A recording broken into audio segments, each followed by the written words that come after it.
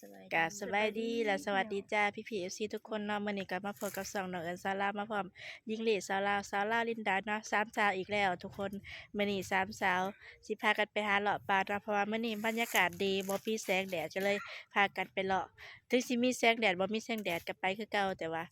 กับมื้อนี้ก็คิดพิเศษเนาะ บ่มีแสงแดดแห้งก็ดีมีแสงแดดก็ไปบ่มีแสงแดดก็ไปบ่แม่นว่าย้านดำนะทุกคน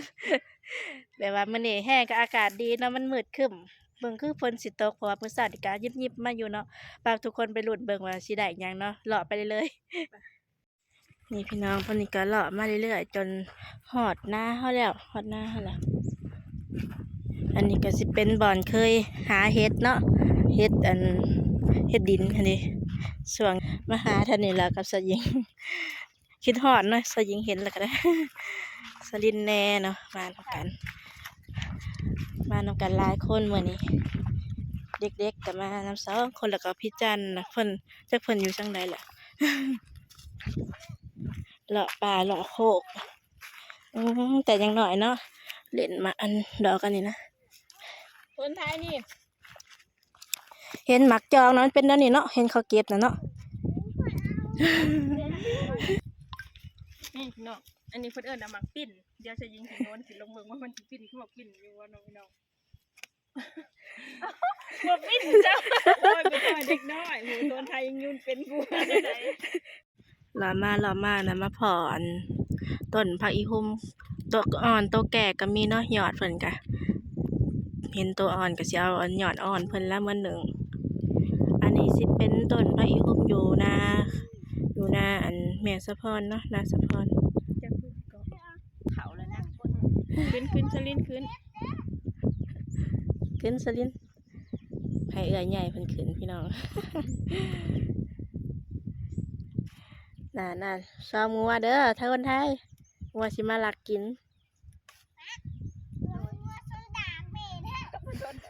ต้นดากกะลีแต่ว่ามันถึงส่วนอันนี้ขึ้น ถ้าไทยก็ได้ เห็นว่าต้นดากนี่ตัวเก่งอันนี้เนาะ ชมเป็นเอื้อยใหญ่เนาะ มาถิ่มลงมา เตรียมเก็บเด้อทนไทยยันงัวเด้อยันงัวกิน พี่มาใส่กระต่ายพี่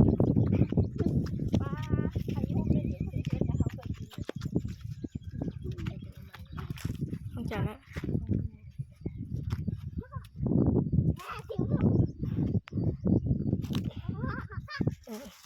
แม่เป็นผู้ขึ้นลูกเป็นผู้เก็บพี่น้อง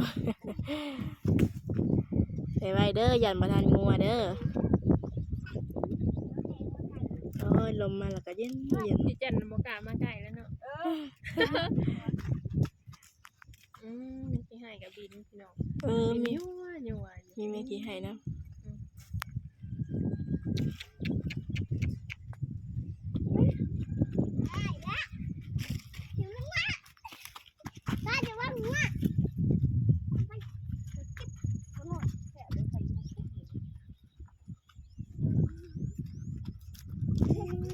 เก็บไว้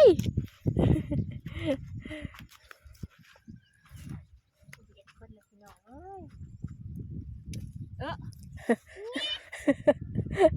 เป็นอะไรแหละดึงคน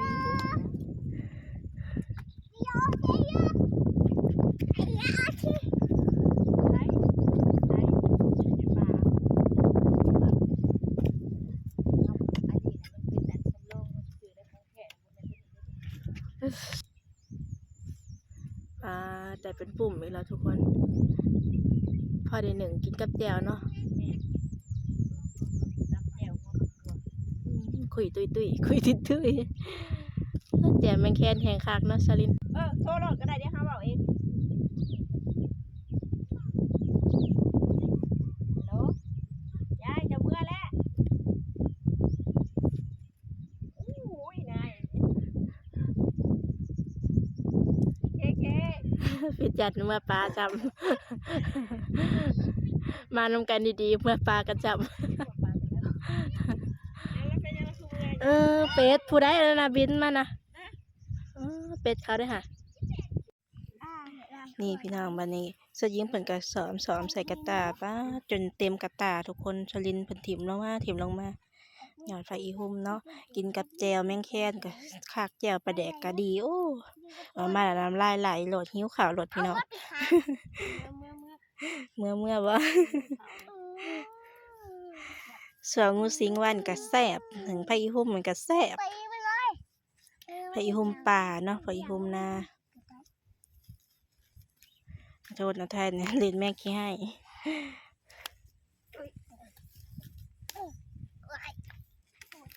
ป้าดเต็มกระตาเลยสวดกระตา พี่จัดน่ะเมื่อป้าจำทุกคน เมื่อป้าเลยเพิ่นว่าเมื่อย่างแล้วเพิ่นก็เมื่อป้าเพิ่นน่ะ มันไกลบ่ อันนี้ก็สิเป็นโรงเรียนเนาะพี่น้องโรงเรียนบ้านเฮาแนมเห็นกำลังเลาะเมื่อบรรยากาศก็ครึ้มมื้อนี้นะครึ้มแฮงมื้อเช้านี่ก็ตกอยู่แต่ว่าบ่แฮงฝนก็พลบลอกปอกแป๊ก ตกบ่แฮงปานใดกำลังเลาะเมื่อบัดนี้ได้ไผอีห่มมาแล้วก็สิพากันนึ่งเฮ็ดแจ่วกินจำแจ่วหนึ่งจำแจ่วปลาแดก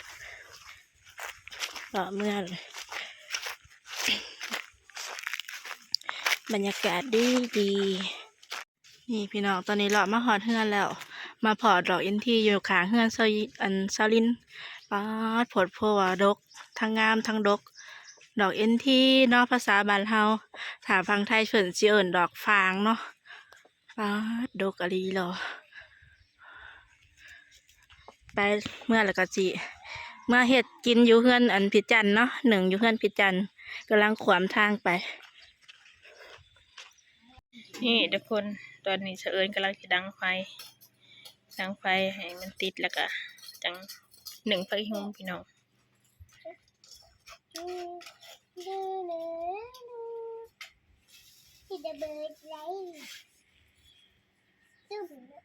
เสะเอิญเพิ่นเราเป็นคนดังเด้ก็เลยให้เราดัง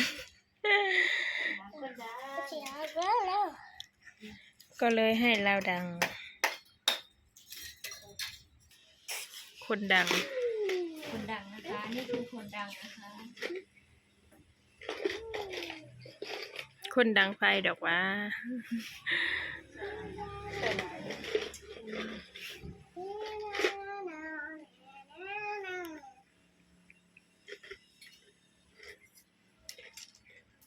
ได้แล้วนะปุ๊บไป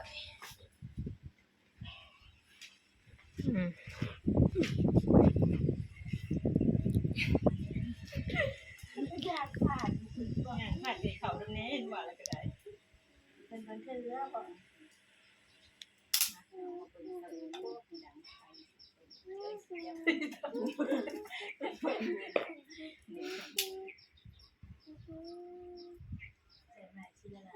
เป็นไหนทำไมอ้อยไฟอะไรเนาะอ้อยอย่างอื่นได้บ่ขันอ้อยแนวอื่นนะบ่เอาไปก่อนได้ยังจะเอายัง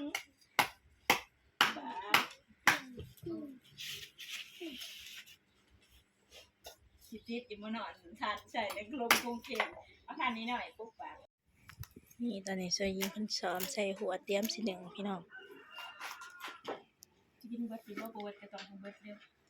หลายคนอยู่ แต่ว่าพอกินนี่บ่เลยแม่นกินบ่พอสิกินเบิดบ่จะเบิ่งจะซุ่มเฮาน่ะกดการ์ตูนที่พี่จันว่าเด้อถ้าพอกินบ่ บ่ให้ว่าอันสิกินเบิดบ่ ถ้าพอกินบ่เนาะรักมาก่อนหู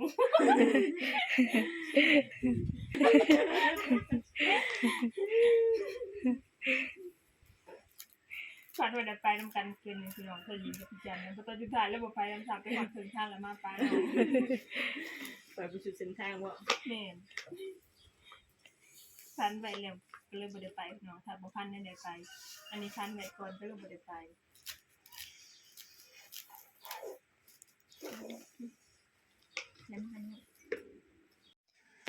นี่พี่น้องหนึ่งสุกแล้วพักอีหุ่มกะไปแบ่งเอาอยู่เฮือนพิจันหนึ่งสุกแล้ว เอามากินอยู่เฮือนไผเฮือนมันเนาะเพราะว่าบรรยากาศมื้อนี้ฝนคือสิตกนี่แหละมืดทางนอกก็ได้ อันนี้จนได้ใต้ไผ เปิดไฟแผดเอาเดี๋ยวสิให้เบิ่งบรรยากาศข้างนอกเด้อทุกคนมืดโอ้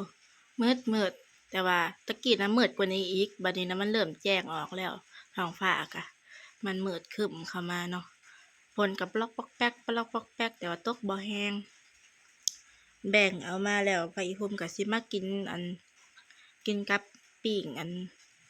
ห่อสมเนาะห่อสมอีแม่เพิ่นเฮ็ดห่อสมเนื้องัวนี่แหละนี่ทุกคนอันนี้คือห่อสมซีนงัวเนาะบ้านเฮาเอิ้นซีนภาษาไทยเสิเนื้อเนาะ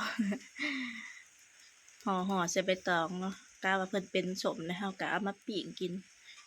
ดิบก็ได้เนาะแล้วแต่คนมักนี่กำลังเริ่มหอมกำลังสิสุกเดี๋ยวหน่อยสิไปกินนี่เอามาลองเบิ่งห่อหนึ่งสุกแล้วตัว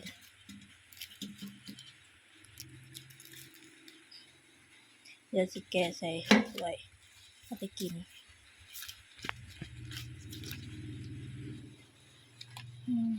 มีแกงขี้เหล็กนำมาเด้อพี่น้องกินข้าวน้ำเสือเอิญ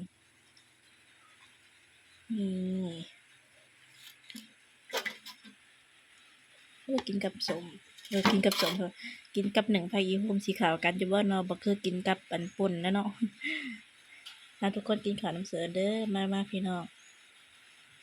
แซ่บๆน้ำกันตอนนี้ก็เที่ยงแล้วหิวข้าวแห้งๆฝนกับลอกปอกแป๊กปลอกปอกแป๊กอยู่ตกบ่แห้งหักมืดนะมืดท้องฟ้านะหักฝนนะบ่แห้งมาเด้อพี่น้องกินข้าวนั่นคือข้าวน้ำเสือเอิญมีกินข้าวผู้เดียวข้าวโพดทอดหนึ่งพออีกมุ้ง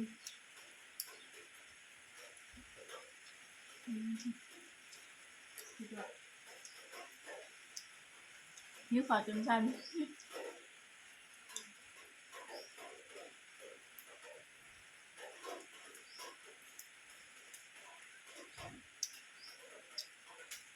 เป็นคือเล็กเป็นหนังรับเถอะเขากินข้าวเที่ยงเหมียงแบบกินข้าวเส้นทางหลับได้กินข้าวเที่ยงเหมียงวิธีเห็ดจริงวิธีอันนี้ที่ข้าวให้แซ่บนะเป็นก้อนได้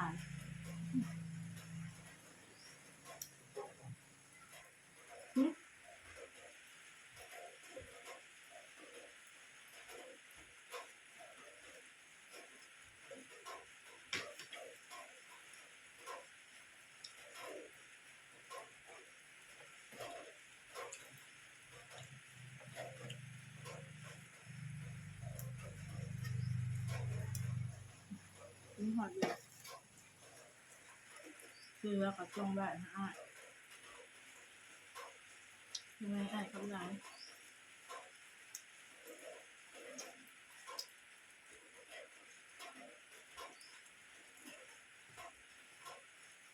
มาเป็นหนังก็ไปกินข้าวกันเด้อทุกคน